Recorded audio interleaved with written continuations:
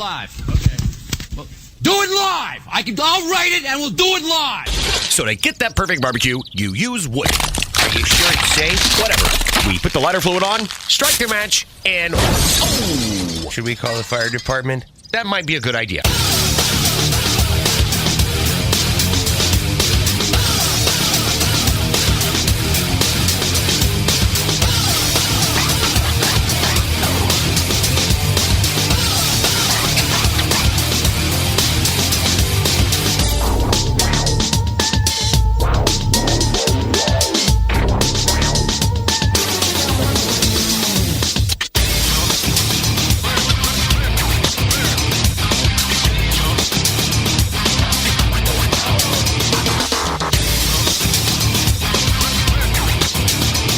All right, good evening and welcome to the really big Barbecue Central show. This is the show that talks about all things that are important to the world of barbecue and grilling. This show originating from the Rock and Roll Hall of Fame city, Bomb City, USA. Cleveland, Ohio, the barbecue capital of the North Coast. I'm your program host, Greg Rempe. Happy to have you aboard here on your Tuesday evenings, a live fire, fun, and frivolity show. If you would like to get in contact with the show this evening, or you would like to follow the show during off-show hours, here's how you do all that. You can get in touch with the show by sending an email to Greg at bbqcentralshow.com. Follow us on all the social media channels at BBQ Central Show. And be sure to subscribe to the show podcast feed on your favorite podcast platform. And if you also want to find out about the show this evening, can be found at the main website, the bbqcentralshow.com. And here's what's happening in case you get the newsletter coming up in about 12 minutes from now. Hopefully, we will be visited by now quarterly guest. Second Tuesday of the month was where you would find him monthly for years and years, perhaps a decade or so, even more than that. But transitioning into that quarterly appearance on the second Tuesday of a month at 9:14. Our pal Meathead from AmazingRibs.com. If you can believe it, we will be talking almost extensively, exclusively, and in-depthly on this new thing called the Meathead Method. Meathead's latest book, Forward, written by Alton Brown. But if you look all the way at the bottom, right there, I have a blurb, as I believe what they call it. How about that? That's my second book. Maybe the third book that I have, blurb written on, available for sale out there in the general retail public. So a lot of book talk with Meathead, only the questions that I can ask that nobody else has the balls to ask. I'll be asking Meathead. He is in the midst of a book signing, or he's probably coming back from the book signing that happened earlier today. I talked to him Friday last week. He thought last Friday was Tuesday, and he was very concerned that he was going to miss the show. I said, hey, you got a little time. But we'll see what happens. Hopefully Chicago traffic at 8 o'clock his time isn't too substantially bad as he makes his way back out west. And we'll hope for a on-time arrival of Meathead, AmazingRibs.com. And then 35 past the first hour, second Tuesday of the month, of course, means a visit from our pal Robert Moss, contributing barbecue editor to Southern Living Magazine. And we'll be talking about a new in-depth or deep dive on a barbecue side dish, a new barbecue side dish that we'll be talking about. Last month it was slaw, and this month I'm just going to tease it. It's my favorite. I don't even know if you consider it a barbecue side. Maybe we'll even talk about that. But it's my favorite. I love every piece of it. So that's the topic for tonight as I tease you, as I tickle you with a feather. I want to say we're also going to talk about Michelin Star Guide stuff, but probably I can't. And that'll bring a close to the first hour. We'll move to the second hour, where we will have a visit from what will be a second-time guest. We'll also have a visit from a first-time guest. First-time guest first, 1014. Guy by the name of Marvin Weinberger, who has made the product called Grill Fighter. And if you want to look it up in advance, The website is grillfighter.tools. Let me double check that now as I race to the outline. Grillfighter.tools, not .com, .net, .tv, .radio. No. .tools is the termination on that. So have a look at that. We're going to talk all about the Grill Fighter and why it might be the best product to clean your grill ever. We'll also talk about a number of his other inventions. Also, we will plug the upcoming barbecue festival that's taking place on Long Island that he's going to be attending this coming weekend. So if you're in the area, I know if you're going to be in the Cleveland area, it's going to be raining and crappy, which isn't great for me, who might be outside volunteering his time for the day job at the Great Lakes Science Center doing a climb in and out of a big truck event. Looking forward to that. But it promises to be crappy weather right along, so not looking forward to that. And then 35 past the second hour as we close out the show, the bullpen segment, if you will. The founder of Grill Blazer, Bob Healy, will be joining us. So we'll kind of recap Grill Blazer and the grill gun itself to start the charcoal grills. Then we'll also talk about the sous vide gun that he has. I have both. And then we're going to blow your mind. I'm not. I'm just going to ask the questions. But Bob is going to blow your mind with how he's using the sous vide gun. Completely antithetical to how I've been using it these many years. So that's how the show's shaking out tonight. Meathead and Robert Moss in the first hour. Marvin Weinberger of Grill Fighter, Bob Healy of Grill Blazer in the second hour. Don't forget you can follow me socially, Instagram, Twitter, TikTok, Snapchat, and LinkedIn, all with the handle at BBQ Central Show. We say good evening to those of you watching tonight live as we're back and better than ever through one of our video streaming platforms. You can go to facebook.com/BBQ Central Show, or you can go to youtube.com/@BBQ Central Show, where we have a YouTube poll question of the week. And we're asking everybody this, like you couldn't guess. Have you ever been to the Bahamas? And 55% of you are saying no. So the guy that never travels has been to a place where the majority of you haven't been. It's so close. This is unbelievable. Never have I felt like such a world traveler than to say I have been somewhere now twice that 55% of you that are currently watching and weighing in haven't been, so feeling really good about myself. There was no YouTube poll question of the week from last week, of course, because I was off in the Bahamas. And we could start there tonight if you would like. The Bahamas trip, great, very relaxing. Some might call it ultra relaxing. The weather ended up being great for the majority of the time. Monday, Tuesday, bit of a wash. But Wednesday through Saturday, sun-filled, light breeze, getting all the UV rays that I could. Exactly what we were looking for. So another successful trip to the same location that we went to last year. And this also confirms that this is a spot we could continue now to go back to, as the level of service and amenities were just as good the second time around. No rose-colored glasses visiting that first time, and when you go back the second time, not nearly as fun, not nearly as exciting. Same amount of fun, same amount of excitement, same level of service, and the amenities are spectacular. So I'm ready to go back. Can we go next week? Is that possible? I would love to go next week. But what I really want to talk about tonight is this. You know, maybe I don't want to talk about this. This could get saved for the second hour because the open took a little bit longer than anticipated, and Meathead is not... Andrew, you are not in the switch box. Come on, Andrew. So he could be stuck in that Chicago-based traffic. We'll see about that. So I'm going to exercise a little caution. Going to be judicious with my opening take here and reserve it for what could be the first handful of minutes into the next segment, as Meathead is feverishly trying to get back to his house and then log on.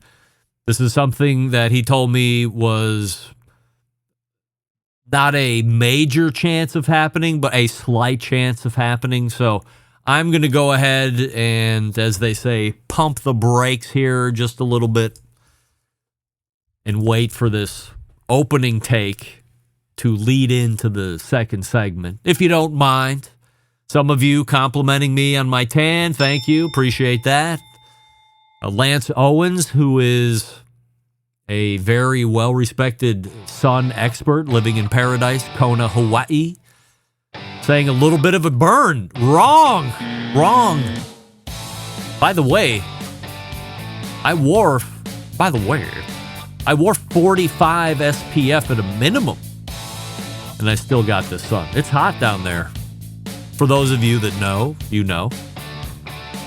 Or I still know Meathead. Concerning, but we're going to work through it. Believe you me. We got a hot take coming up. Hot take champions, prepare for a hot take. However, if you're serious about your grilling game, then you need to check out the latest from Pits and Spits. Let's kick things off with the Pits and Spits griddle. The gas griddle combines the power of a traditional grill with the versatility of a flat-top griddle. Engineered with precision, crafted from top quality materials, this versatile griddle is set to revolutionize your outdoor cooking experience. Constructed of 3 or 4 marine-grade stainless steel, fully welded design, the griddle comes with 4 burners to accurately manage your heat zones and gets blistering hot with 80,000 BTUs. By the way, it's also a gas grill, so you can use it as a gas grill instead of a griddle. Made with the Pits and Spit signature quality, this griddle is designed to last for generations. Now, for those of you building your ultimate outdoor kitchen, you have to check out the built-in pellet grill by Pits and Spits. Designed for the discerning grill master who demands top-tier performance, this grill, the centerpiece of any serious outdoor kitchen, the rest laughable. From low and slow smoking to high heat searing, this grill can handle it all. Brisket, ribs, pizzas, veggies, you name it. This grill can cook it, and with the Pits and Spits legendary craftsmanship, you can be confident it's built to last with stainless steel construction and a design that's as reliable as it is versatile. So, if you are ready to take your cooking to the next level, head on over to pitsandspits.com/BBQ Central and use promo code BBQ Central for a free spice pack with orders over $500 or more. Again, that's the website pitsandspits.com, all spelled out with a double T on the Pits and Spits /BBQ Central, and then once there, use promo code BBQ Central at checkout for a free spice pack with orders over $500. This is where I tell you, Meathead is in the green room. Last I would be lying. Meathead is not in the green. Meathead is not. Andrew, I'll hold off. Meathead not in the green room, but a hot take. Locked and loaded, just in case. Stick around, I'll be right back. You're listening to the Barbecue Central Show.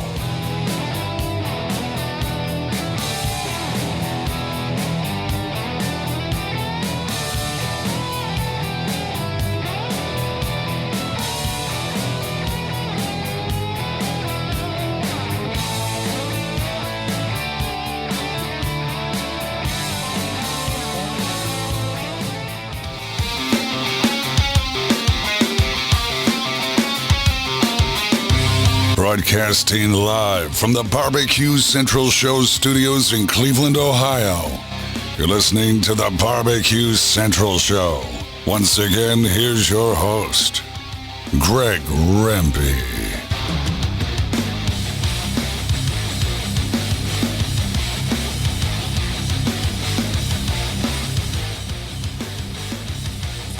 Hey, welcome back. This portion of the show being brought to you by Fireboard, makers of the Fireboard 2, Fireboard Pro, Fireboard Spark, Fireboard Beacon, and the new Fireboard Pulse, which is wireless.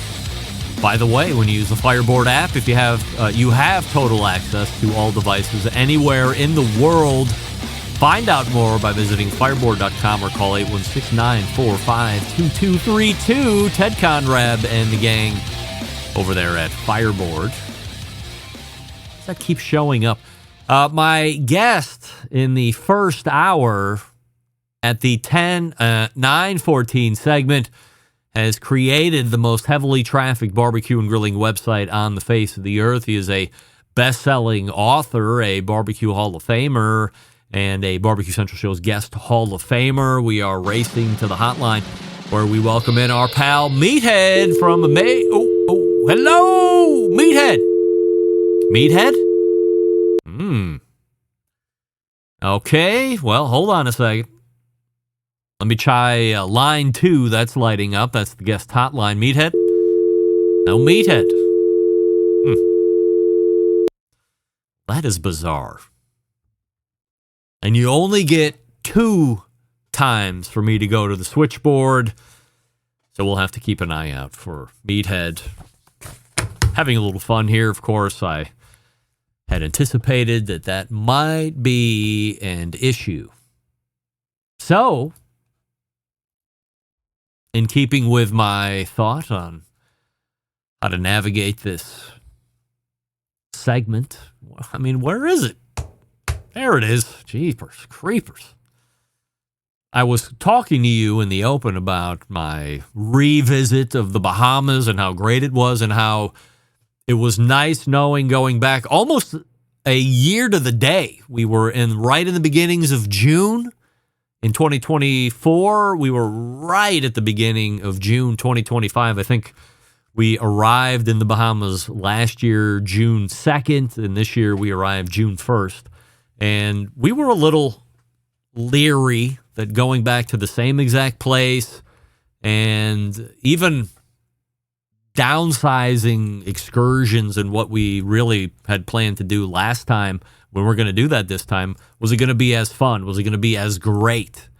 And the good news is, yes, it was as good as great. So this gives me confidence that if we wanted to do this particular trip every year going forward, we now have precedent set that the service is good and the amenities are great. So looking forward to potential return trips. As I said, I would go back next week if I could. That's not going to happen. I do have the vacation time for that if I wanted to, but I don't know if anybody is interested in that. By the way, Jay Beaumont from Meatstock is in. How about that? From all the way from Australia, where it is maybe 10 o'clock in the morning, or maybe even 11 o'clock in the morning, or maybe 9 o'clock in the morning. Jay, what time is it in Australia these days? Does it matter? Are there different time zones on Australia? Remember, I'm an American, and I only care about America, and I don't know where anything is located on the map besides America, because I am American. What I really wanted to talk about, 11 a.m., I was right. Look at me. By the way, what I really wanted to talk about in the open before I decided to pump the brakes since Meathead wasn't in the box was this. And by the way, Jeff, I am not thinking timeshare. No way. You can't get out of those. I listened to the guy on the radio, Wes, whatever his name is. I'm Wes something or other. Don't sign a timeshare. You can't get out of it no matter what. They can raise rates, and it doesn't even matter, and there's never a cap, and you can't get your way out of it. And by the way, if he can't get you out of that timeshare, then he's going to refund all the money, because it pays to get out of your timeshare. You're going to pay to get out of it. You're going to pay to keep it forever. What the hell? Wesley Financial is the name of that place? He should sponsor the show. I'm giving him a free plug here. So if you have a timeshare and you want to get out of it and you think you're stuck for life, evidently you need to get a hold of something called Wesley Financial, and he should be able to get you out of your timeshare. And if he can't, then either no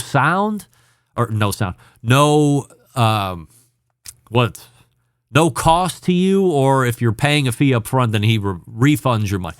Look, let's get to the main point here, which is this. What I really want to talk about tonight and what I saw at the Bahamas is what I would call a having trouble with a lot of words here this evening, microcosm of a much bigger issue that I have seen becoming more pervasive across all areas of public bathrooms. So we were staying at a place called The Cove on the Atlantis property there in the Bahamas. I believe it's like the biggest as far as size and number of hotel, whatever. So we were staying at this particular place called The Cove because it is adult only. And after so long, you got to use the restroom, right? And the first day, I'm thinking, this just has to be a one-off. And you might be asking, well, what's the one-off in the bathroom? The amount of cast-off piss on the floor. Shocking is an understatement. But again, discounted it as a one-off. All right.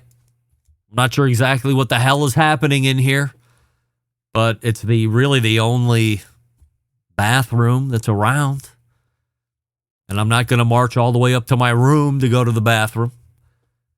So then the next day, we're right back down there, make sure we get our seats reserved, make sure we get the right servers that we like, that we've become friends with now. And now I got to go to the bathroom again. Wouldn't you know it, same damn thing. Like, men, what the hell are you doing at the urinals when you go to the bathroom? It's a straight shot in. You're sidled right up to the appliance itself. And yet, there is a grotesque, dare I say, potentially dangerous amount of cast-off urine onto the floor. So much so that I thought to myself, God forbid I didn't put on my shoes, my sandals, this time. I would be walking barefoot, especially if I didn't look down or if it was my first time in or my eyes weren't keen to this nonsense. I would be stepping not one but both feet into almost a standing amount of urine on the floor at the Cove bathroom where the bar is. Unbelievable.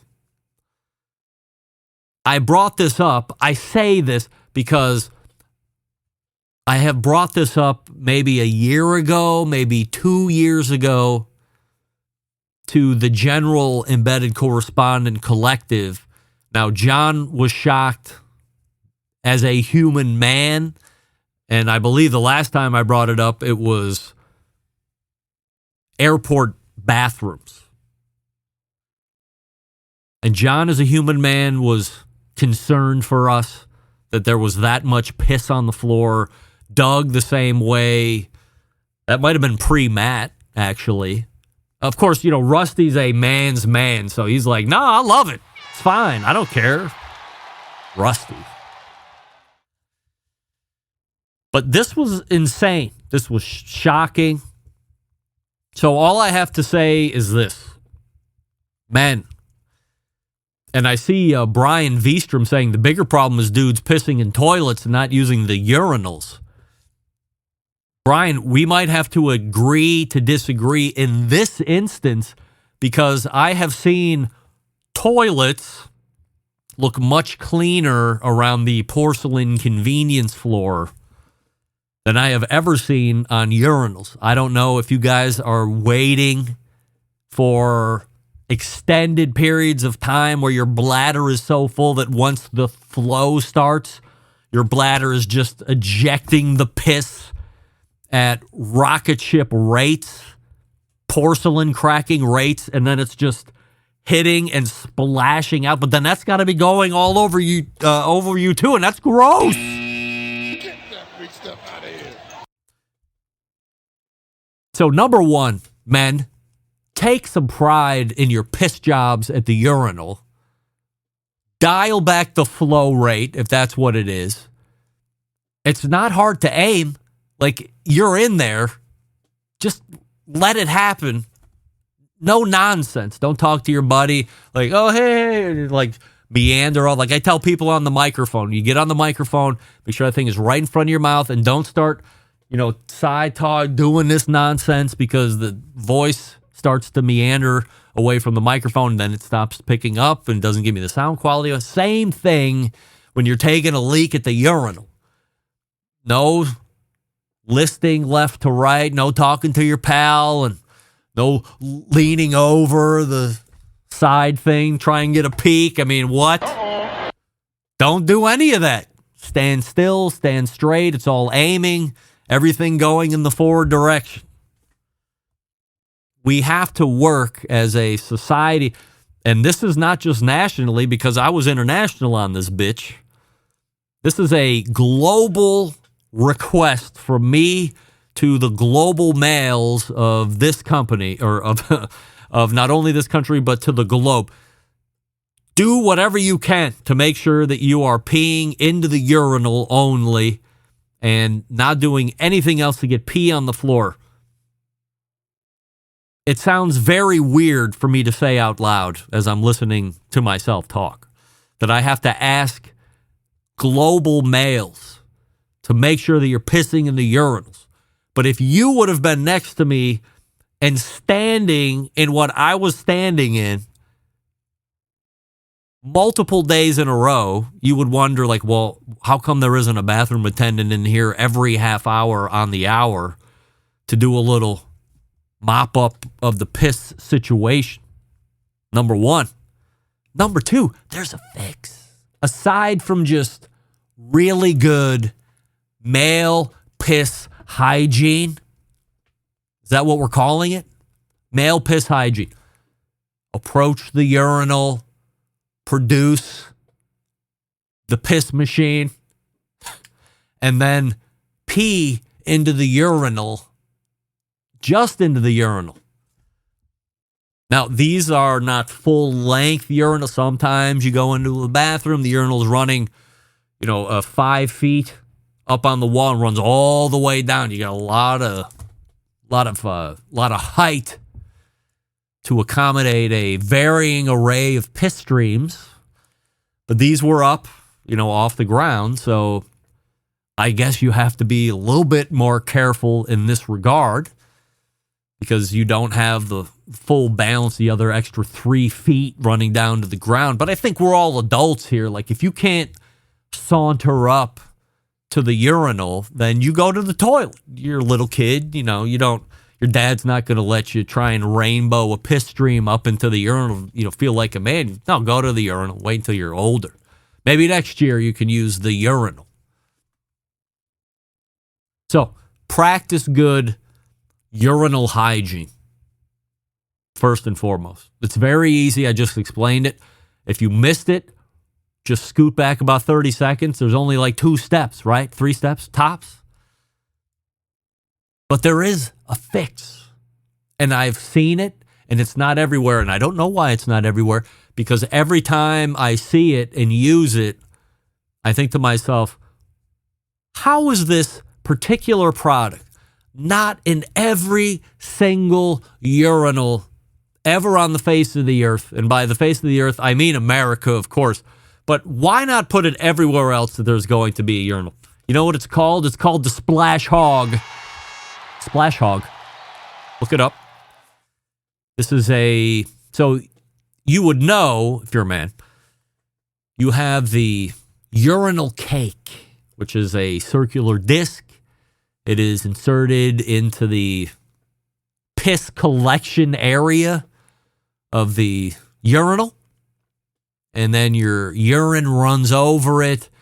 And instead of getting that very intoxicating urine smell that you would get otherwise, runs over the urinal cake and deodorizes it, or gives it a new, more aromatic aroma, a more positive odoriferous emanation, or a more positive olfactory odoriferous emanation, I should say. But there's a step up from that. Like, that's not doing anything other than just masking piss in its bad smellness, which is not a word. But we're going to keep going. The next step up, and we're going like right from single engine piston plane of death to G650. So there's a huge gap in the next step up. And the next step up is this. The Splash Hog. I just mentioned it. Oh. The Splash Hog. This is a product that goes into the toilet. So as the urinal, we're going to side view it here. You have the urinal, you have the straight, and then it curves down to the catch. And this goes like where the bend starts and then goes up about half of the flat part of the urinal. And you can pee as hard as you want into the Splash Hog. And it has got this magic piss technology where your stream shoots through the piss hog. And then as it hits the porcelain backside, it's splashing back. But whatever technology the Splash Hog has, it prevents the piss splatter from coming back, getting on your clothes, shirt, pants, ejecting out onto the floor, socks, shoes, naked feet. The Piss Hog is a Splash Hog. Why not? Let's make a knockoff product in China and call it the Piss Hog. That would be even better. But the Splash Hog is a unbelievable urinal improvement. The only thing that was better was probably the invention of the urinal itself, where if you were a man, there was no longer a need to have to use the toilet, the traditional toilet, to pee in. You didn't have to anymore. You could now stand, do your business, wash your hands, and away you go. By the way, are you not washing your hands? Shame on you. Gross. But I suppose if you're pissing on the floor, you're probably not washing your hands either. Or is that disgusting? Look, here's what I know. You need to only pee in urinals that are Splash Hog outfitted. Number one, if you're going to someplace on the regular, like you have a favorite watering hole or a restaurant, or for me, the Cove in the Bahamas, right?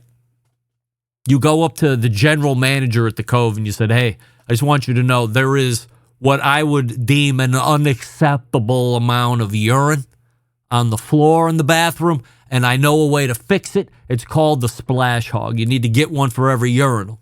How about that? I've never heard of it. Well, you want to clean up the piss on the floor? Then get a Splash Hog and thank me later. And oh, by the way, use my promo code. I get 15% for every piss hog. See how well it works. Use it in one place. Send an intern out to gauge the amount of pee on the floor in all your various restrooms on property. You got a bunch of different. You got the Cove and the Coral and the Reef and the Royale. You have plenty. But please, the next time you are going to take a leak in the urinal and there's no Splash Hog, go to whoever the decision maker is, whoever the owner is in this place, and say, hey, you ever thought about the Splash Hog? You should look it up. It's going to save you a lot of... It could cut down on your overall cleaning expense. How about that? No piss to remove from the floor. I just saved 10 minutes a night. Times 7 days a week if you're open. I'm no mathematician, but that's 70 minutes. That's an hour. What's your time worth? I charge $250 an hour, so that's $1,000 a month. $1,250 on the months that have 5 weeks in them. See how quick I did that math? You're right. Pit Life Barbecue Podcast on the YouTube saying promo code PISS15 for 15% off. That's right, Johnny boy.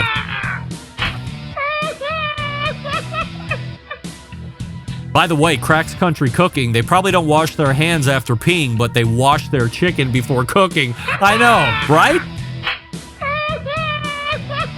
Look, if you need help on proper piss hygiene, email me at the show. I'm going to help you out. And then use promo code PISS15 for 15% off the Splash Hog. Can somebody hit the website? Is there a Splash Hog website? This is something we need to know. I'm going to work them for sponsorship. Why not? Hey, Robert Moss is in the green room, unlike our hopefully second-time best-selling cookbook author, Meathead, a no-show. Not even a message. Dick. What do we love about ceramic cookers? We love that they're fuel efficient. We love that you can achieve low and slow temperatures for traditional barbecue meats. We love that they can get really hot for the high temperature of grillings or steaks or other thin cuts. By the way, I did a inch and a quarter ribeye steak Wagyu from Mr. Brisket. I paid for it. On the Primo. Oh my God. So good. By the way, nope, I'm not going to do it. Do you know what's missing with the every other option of ceramic cookers? The inability to do true two-zone cooking. However, you are able to do that with the Primo. Why? Because of its oval design. It's a game-changing oval design at that.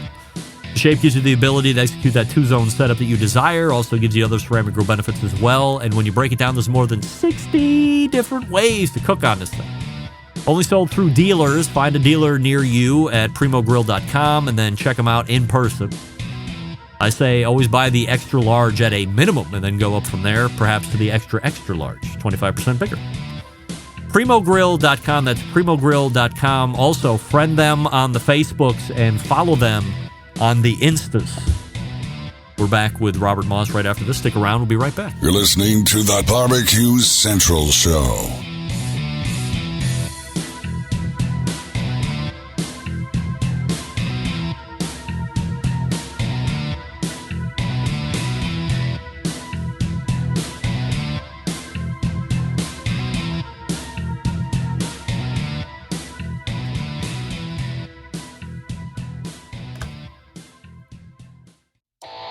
Howard Stern, Jim Rome, Dan Patrick, and Greg Rempe. The Mountain Rushmore of talk show entertainment.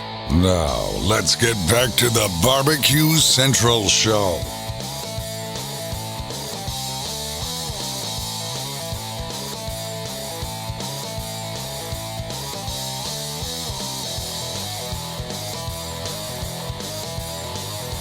All right, welcome back.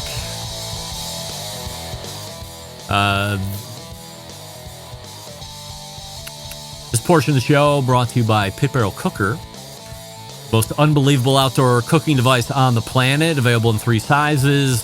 Doesn't matter if you're a beginner or professional. It's a cooker you want to add to the arsenal. Visit pitbarrelcooker.com and tell them the Barbecue Central Show sent you. By the way, I quickly, of course, went to the Googles and Googled Splash Hog. I mean, $50? Are you kidding me? How is every urinal not outfitted with a Splash Hog? It's a backsplash preventer. They're calling it a urinal screen. That's something that I really dig, that term, urinal screen. But come on. They only have one competitor, the Whiz Kid. Is that real, Johnny, or are you just on a roll tonight? Hey, my next guest is the contributing barbecue editor for Southern Living Magazine, a 2023 Barbecue Central Show's guest Hall of Famer. We welcome back our pal live and in person here this evening, Robert Moss. Robert, look, I do have a YouTube poll question of the week that I'll ask you here in a second, but as a human man, have you also noticed that around urinals in airports, and I was at a hotel in the Bahamas last week, there was an inordinate amount of urine around the urinals. What is happening? I have, and as you were talking, I've never heard of the piss hog or the many other Whiz Kid or the many other solutions, but that's just fixing the symptom, right? Like, what's the root cause? I sort of had this idea. Do you think it's mobile phones? Like, do you think that as soon as people get in to do their business, they're on TikTok, they're swiping? Because who can wait 12 seconds without being on the mobile phone? I don't know. And therefore, they're completely not paying attention. So I think that's the issue. I'd be curious to see if we could do a phone ban in the bathroom.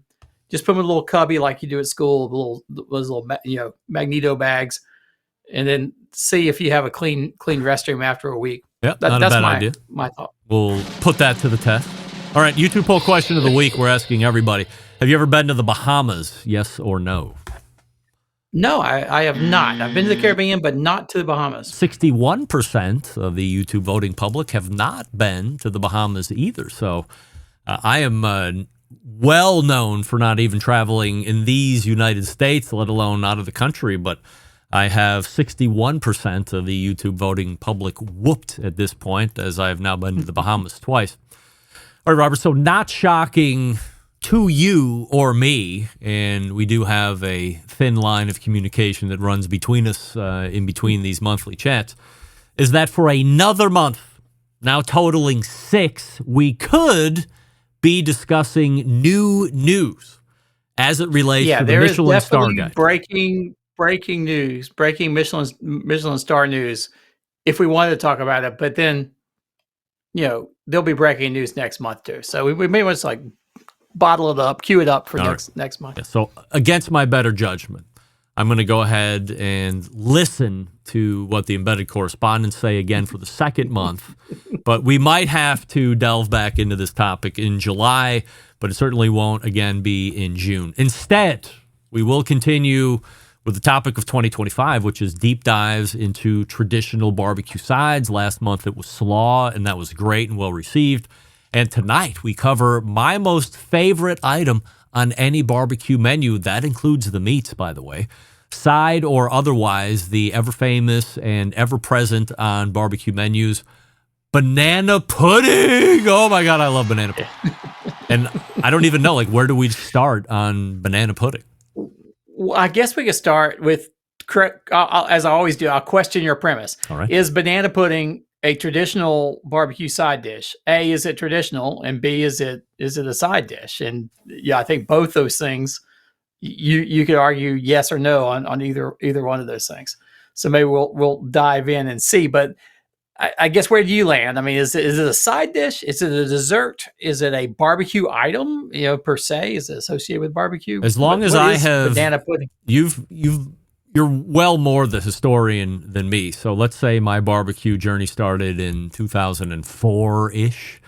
And for as long as I've been either going to virtualweberbullet.com or had my own forum, eventually graduating into the podcasting thing, becoming more aware of barbecue restaurants in general, and then specifically in the barbecue meccas as I was getting to learn those, it did appear that all of those barbecue restaurants that you heard about had this one thing on the menu: banana pudding. Completely different than the meats of whole hog or brisket, whatever you want to talk about. Banana pudding did seem to make an appearance. So to me, and I don't know if this becomes even more convoluted than the question that you were asking, is it a dessert? Yes, because there is dairy, there is sweet, and it's cold. Is it a side dish? Yes, because I'm expecting to see it at a barbecue restaurant, any barbecue restaurant that I go to, and potentially in quantity, it could be a main dish. I could eat a whole gallon of it in one sitting and be happy as a pig in shit. So I think it might be one of the very few items on a barbecue menu that encompasses it could sit anywhere on the menu and be okay with me. Yeah. Well, it's definitely not the main thing, right? It's not a meat, it's definitely an accompaniment. Now, whether you eat it truly on the side with the barbecue or at the end as a dessert, I think, well, if you're smart, you're going to start with barbecue with banana pudding and then move on to the barbecue. But that's just how a few people do it. But traditionally, it's actually not what I would call a traditional barbecue side, whether you're talking about it truly on the side or at the end. We started, I think last month we talked about coleslaw. And said that's actually one of the oldest barbecue side dishes there is, going all the way back to the 19th century. In fact, when coleslaw started being served at barbecues in the 1880s, banana pudding really didn't even exist. It wasn't even a thing back then. And it isn't until surprisingly recently that the banana pudding became a barbecue staple altogether. And so if you peel back the history a little bit, it's this interesting example how coleslaw sort of just came up with barbecue along the way. banana pudding came much, much, much, much later, and was sort of adopted very recently into barbecue. I went back in the 1950s. I have a collection of old barbecue joint menus, and so I went back and was looking through it. I couldn't find banana pudding on any menus back in the 1950s. You know, there were desserts, there was ice cream, there's apple pie and stuff, but banana pudding, absolutely not. And banana pudding is one of these weird kind of concoctions, like so many things, particularly in Southern cooking, that comes out of the late 19th century and out of what was called at the time the domestic science movement, which we would call home economics. But, you know, the people who are writing cookbooks and teaching students, you know, how to, you know, care for houses, how to cook and all that kind of stuff. Bananas weren't even really available in the United States until after the Civil War. It wasn't really until the banana trade developed with Central America and all the banana plantations that, you know, really 1870s, 1880s, that bananas were even available. And then you could, you know, they sort of made their way into these sort of cooking school books as these sort of like fancy, exotic desserts that you might make. And then you start to get into, at that point, what will become later controversy, like what is banana pudding, right? How do you make it? People will argue over the right way. The original banana pudding, the first recipe I ever found was from 1888, and it's sort of like an English trifle. It's basically a custard-based dish and with sponge cake. So you take sponge cake, slices of sponge cake, layer bananas over it, and then make a custard, sort of like just a, you know, cream vanilla custard, and pour it over the top, and then top it with whipped cream. And originally it was not baked or anything like that. It was just sort of a custard with banana. And that was sort of the way it was up until about the 1920s. And then one of the seminal changes in banana pudding happened in the 1920s, which is when housewives and homemakers and cooking school folks started replacing that sponge cake with vanilla wafers, these little round round cookies that you could buy. And all of a sudden vanilla wafers sort of took over as being the dish. And in the 1940s, really right after World War II, the Nabisco started putting on the side of their vanilla wafers a banana pudding recipe that sort of has taken off. And that's sort of like almost like the classic banana pudding recipe. It's vanilla wafers, it's sliced bananas. And the original one was a custard. You would actually make a custard with eggs and milk and, you know, whisking it on the stove and then pour it over the top. And then the Nabiscos, you would actually bake it for like, I think 20 minutes at 350 or something like that. So it was a baked, and it would sort of brown up the whipped cream and the meringue on top. Somewhere in the 1950s, people started substituting for that custard, which is, you know, hard to make, with banana or vanilla pudding. And so you would make it with pudding on top. And then Cool Whip came along and other whip toppings, and people would start putting that on top. So suddenly you have something that is now vanilla wafers, pudding, and Cool Whip or Ready Whip from the can.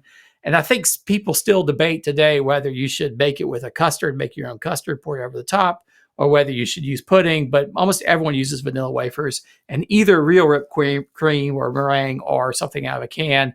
And I think that's the big differentiation. So it really wasn't until 1950s that what we think of as banana pudding was even a thing in the United States, but much less a barbecue joint. So 70, 75 years of banana pudding being in existence. I've never seen a meringue top on a banana pudding. It's always been more along the lines of this Nabisco recipe that you're talking. So it's always been cold. It's never been baked. It's always had vanilla wafers in them, which I think is like the name brand of whatever Nabisco sells, the vanilla wafer. And it's been, so You've either had what I would call in a parfait kind of way. So there would be like the custard or the vanilla pudding, and then maybe some whipped topping, and then crackers, and then another layer of the same, another layer of the same. So you get it 3 or 4 layers high.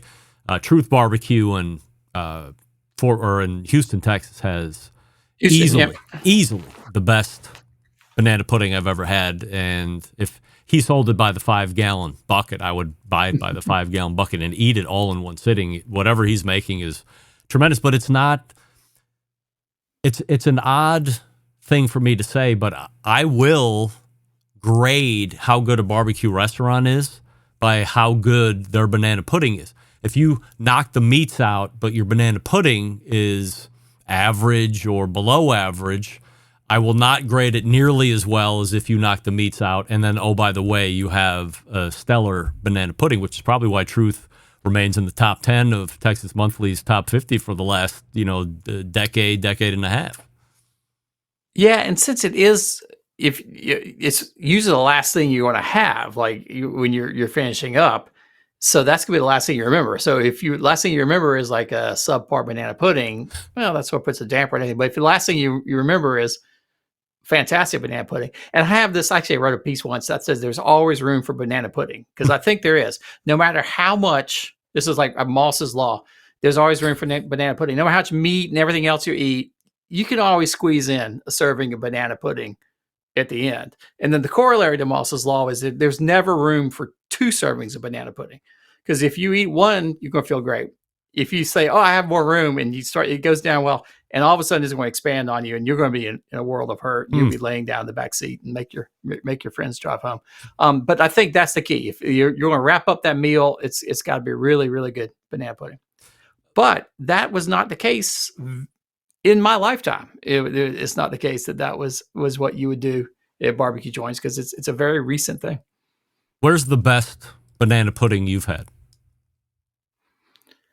That is hard to say, because sort of like barbecue, there's so many good banana puddings. There was a place called Hill's Barbecue in Winston-Salem, North Carolina, which, going back to the old baked type, they actually made their banana pudding in a big pan with meringue on top, baked it in an oven, and it came out like golden brown on top. And I think it was fantastic. Of course, they closed like 20 years ago. So it's long gone. That one is definitely up there, at least in my memory. But there's so many good banana puddings out there these days. It's really hard to say. Would you say that banana pudding is the quintessential barbecue dessert, or are there other desserts that you would associate with a good barbecue meal? I would say in 2025, it is absolutely the quintessential barbecue dessert. It wasn't that way not that long ago. I was going back and looking, trying to figure out, when did banana pudding take off in barbecue. So there's this great book, Real Barbecue, which is Greg Johnson, Vince Staton, published in 1988. And in it, and it goes all across the country, chronicles all these restaurants. There are exactly 2 restaurants in there where they mention banana pudding as being on the menu. And they were both in North Carolina. One is Wilbur's in Goldsboro, North Carolina, which is still there today and still serves banana pudding. I remember it being very good last time I was up there.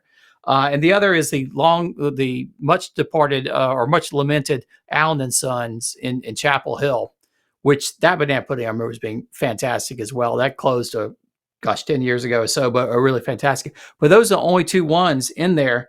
In fact, I found it's somewhere in around 1990, in the 1990s, that banana pudding sort of made its way into barbecue restaurants. I found this review of a barbecue restaurant in Texas, in I think the Fort Worth newspaper there, where the guy basically said, at most barbecue restaurants, if you want dessert, you can get a mint on the way out the door. But at this one particular newfangled restaurant, they actually had banana pudding. So banana pudding was the exception in Texas, at least in 1990. By 1996, this guy, Bob Garner, wrote a really great book called North Carolina Barbecue Flavored by Time. And he goes around and visits all these places. And in there, he says banana pudding is the most widely served dessert in North Carolina barbecue joints. So somewhere in the 1990s, it's where it really took off. And the great banana pudding I remember is actually in North Carolina. So my suspicion is that banana pudding sort of became a popular Southern, I was really looking, you find it in a lot of restaurants in the 50s and 60s, but popular Southern thing. It's where it crossed over into barbecue joints in North Carolina in the 1990s. And then after 2000 is when it spread everywhere, like even into Texas and everywhere else. I don't think you would find it in Texas very much in the 1990s. So is it the quintessential side? Yes, it is now, but it's very, very late to the game. But I can see why. I think it's a perfect way to finish up. The only thing I would put up there with banana pudding is like a homemade pie, fresh made pie. I think between a pie and a banana pudding, those are the 2 classic desserts with barbecue. But outside of the barbecue world, I don't know if I go to too many restaurants and the dessert menu comes and you see banana pudding. Perhaps I don't even ever see it, really. Well, you're in Ohio, right? So that may have something to do with it. If you were to go out to a country cooking restaurant in the South, especially one with a buffet, there will be banana pudding on every single buffet that you'll find in the South. So I think it's the kind of thing that sort of barbecue when it came back, because remember I've talked before, the low point of barbecue in the United States, the nadir of barbecue grill was 1982, which is the year that McDonald's introduced the big McRib.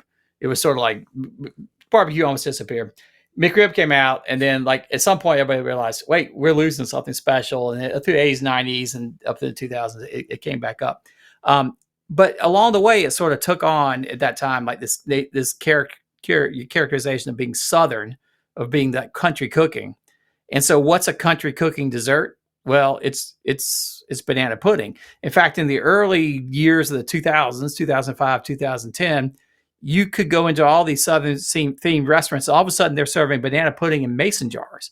In fact, not just a big, like a little low mason jar just made for it. Why? Because what could be more country than putting banana pudding in a mason jar and serving it, even though it was actually originally introduced in the Good Housekeeping and all these like Northeastern publications back around 1900. It took on a Southern identity. And I think that somehow that got swept into a barbecue joint. So, maybe in the 1990s in Texas, you could only get a mint for dessert. But by the 2000s, everybody wanted to be, sort of homespun. And so what's more homespun and country than a little banana pudding?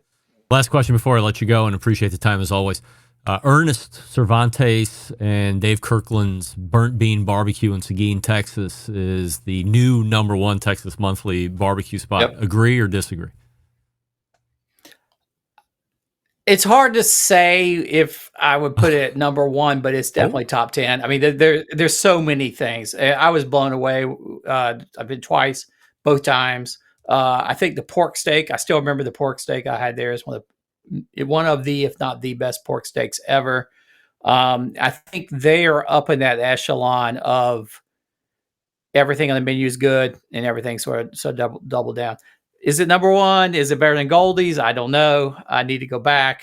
I think I put Goldie's very high up there, other ones, but certainly I can't quibble with their being in the top ranks.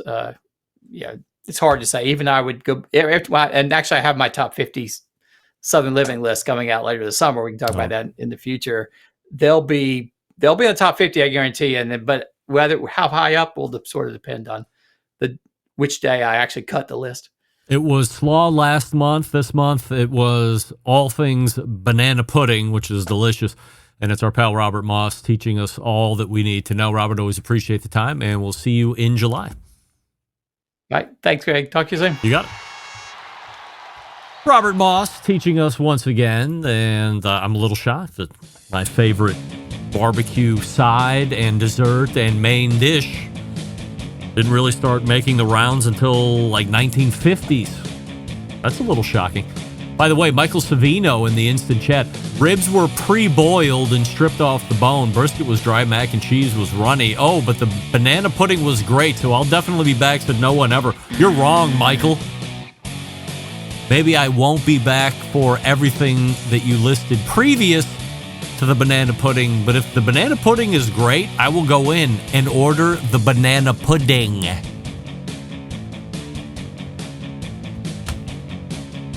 It's an easy win for me. Stand by. Continuing to produce incredibly mediocre content in an exceptionally professional way. You're listening and watching the Barbecue Central Show. Once again, here's your host, Greg Rampey. And we thank Robert Moss for joining us last segment. RobertFMoss.com, his website, if you want to check him out. He's also on some social media haunts. Not a huge poster necessarily. All right, so now I have to make sure that we get out on time because we went a little long with Robert, which is always great. Very educational, as always. We have barbecue side dishes lined up for next month, although we might have to break format and go back to the Michelin Star Guide, much to the dismay of everybody. We'll head to the second hour. Stick around. We'll be right back.